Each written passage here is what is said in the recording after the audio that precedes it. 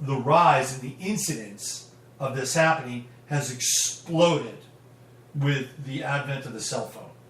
For the reasons that I shared with. Number one, it brings both parties into a parallel level of hierarchy. It's not like this. It's like this. That's the first thing. The second piece is that, again, you don't have to take your photos down and get them developed and pass them off. And what are you going to do? Like, even if there were no cell phones, would you write notes, pass notes off? It happens. I actually know somebody who did have an affair with his high school teacher. I know that for a fact. A long time ago. He was 16 years old. He was having an affair with his high school teacher. He was on the football team. Good guy. I didn't go to my school. I mean, he wanted to be a family man and kids, and he was a solid dude. But it happens. I'm just telling you. I think the cell phone has been an accelerant to this process. And my feeling is that kids should not be allowed to have their cell phones at school. They should have a locker, and it is not their school locker. It is a small locker like you use for valuables. And you go there at the beginning of the day and you put your cell phone in that locker. And you get it at the end of the day. Okay? At the very least, that's one way of sort of curtailing it. Now, you could always say, hey, here's my number, text me. I get it, right? But it's just, it creates less of a hierarchy, or less of a parallel relationship, and more of a hierarchy. And then if they're caught with their cell phone at school, it gets taken away and it's not returned. Period, end of story. Ay. Sorry, it was a bit salacious, but I thought the whole thing was utterly bizarre. When you get into this stuff, it's like a weird, seamy subculture. It's very strange. Very strange. So what happened to my chat? Did people go away?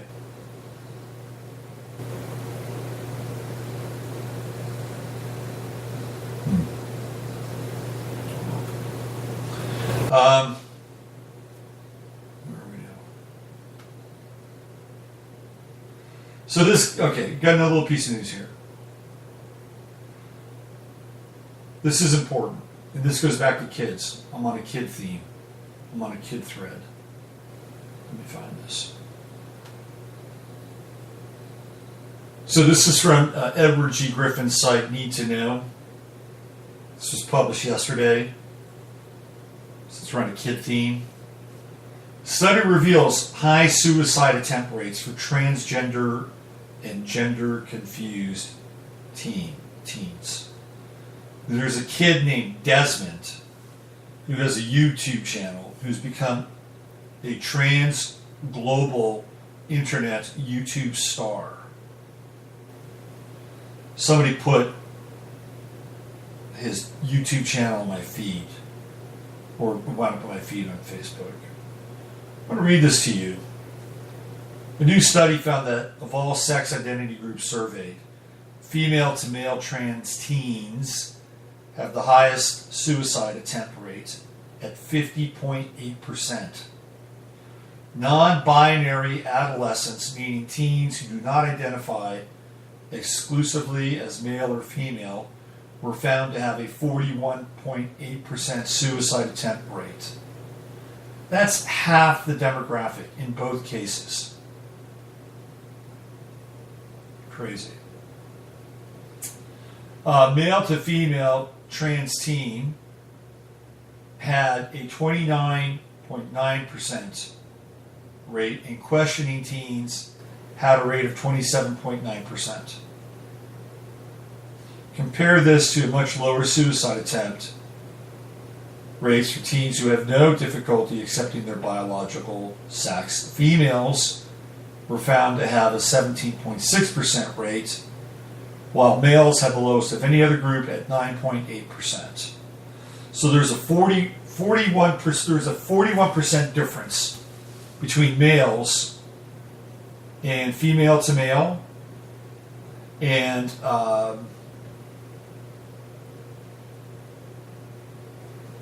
then there was a 30, let's see, was that a 21, 32, roughly a 32% rate difference between male or females who did not identify exclusively as their sex between males.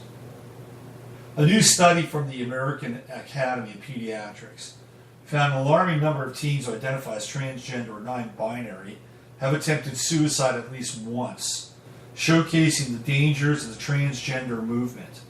More than half of all female to male transgender teens, for example, have attempted to end their lives.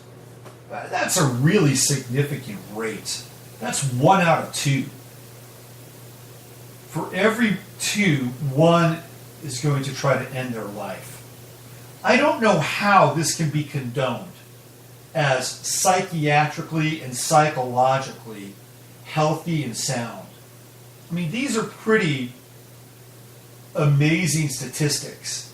Now, they may say that it has something to do with the change, the alteration of their hormones and their endocrine system, and that this is normal, and that once they tweak the amount or the dosage or the rate, the suicide rates go down. I mean, they always come up with this bullshit, right?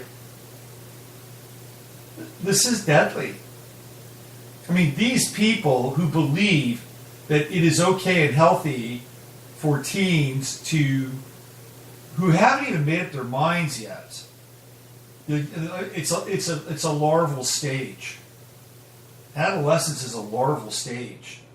And you start making life changes at a larval stage, and it has drastic consequences.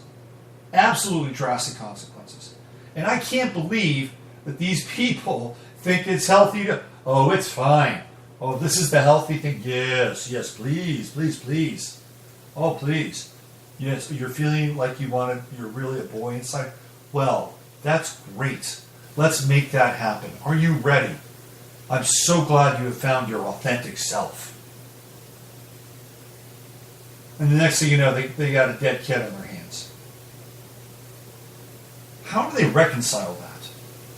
Or even if not, the child isn't dead, the child's in the hospital and it's got, their wrists completely bandaged up. How do they reconcile that? I can't understand it. I don't get it.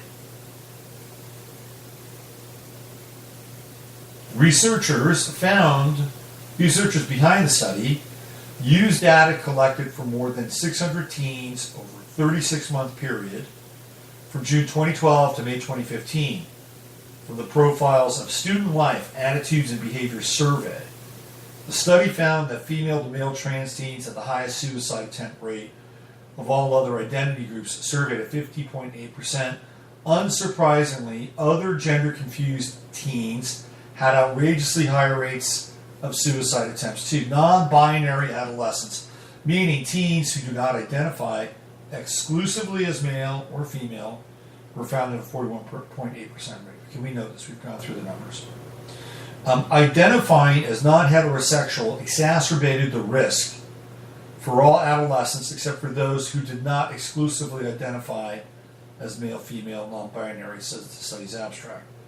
For transgender adolescents, no other socio-demographic characteristic was associated with suicide attempts.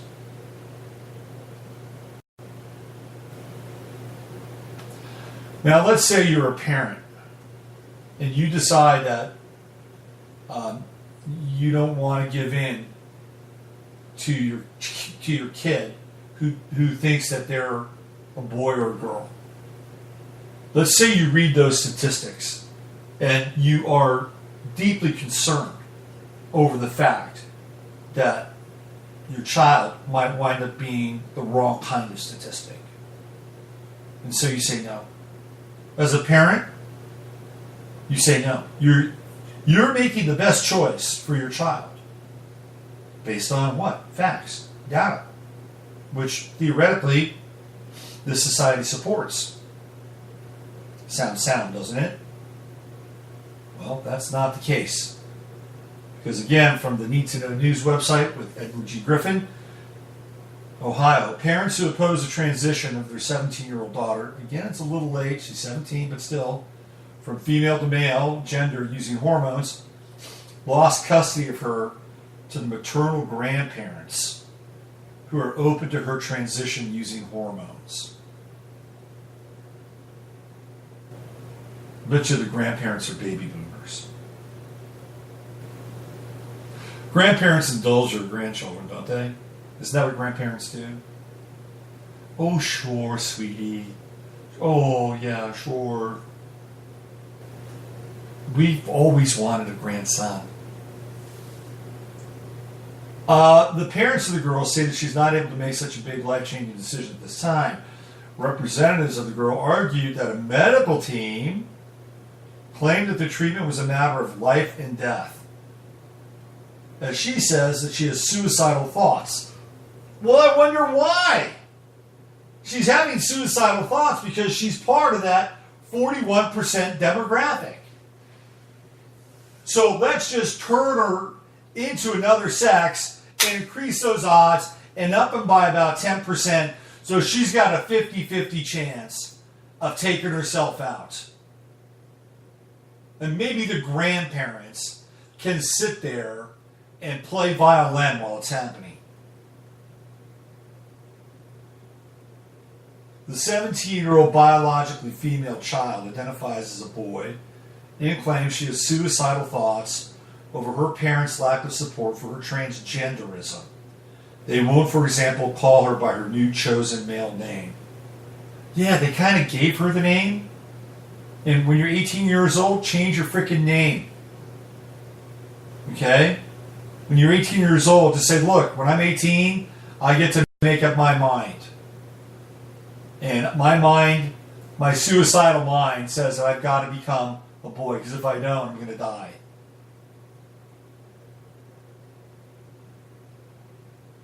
Representatives of the girl argued that a medical team claimed the treatment was a matter of life. If she doesn't get this, she's going to kill herself. Well, the odds say that if she gets it, there's a greater chance she'll kill herself. She'll be 1 in 2 versus maybe 1 in 2.5. Hamilton County Judge Sylvia Sieve Hendon granted custody to the girl's maternal grandparents who are open to transgender hormone therapy. The teenager has been living with them since 2016. If you're the grandparents, I mean, is it your job to raise a kid? I mean, it's too bad that maybe your kids didn't turn out to be, flaming revolutionaries the way you were or where you thought you should have been, and maybe they got straight jobs and straight lives, living in a straight house, wanting to raise a straight kid. Shouldn't you allow them to raise their kid? It's not your kid. It's your grandkid. And taking the grandkid to Disneyland and buying your grandkid cotton candy and Mickey Mouse or Minnie Mouse ears, in this case you probably want Mickey Mouse ears, is different than indulging the kid and having a transgender operation. The grandparents should be taken out back. You know what I'm saying? I mean, come on. You had your chance. You were parents once. You are no longer a parent.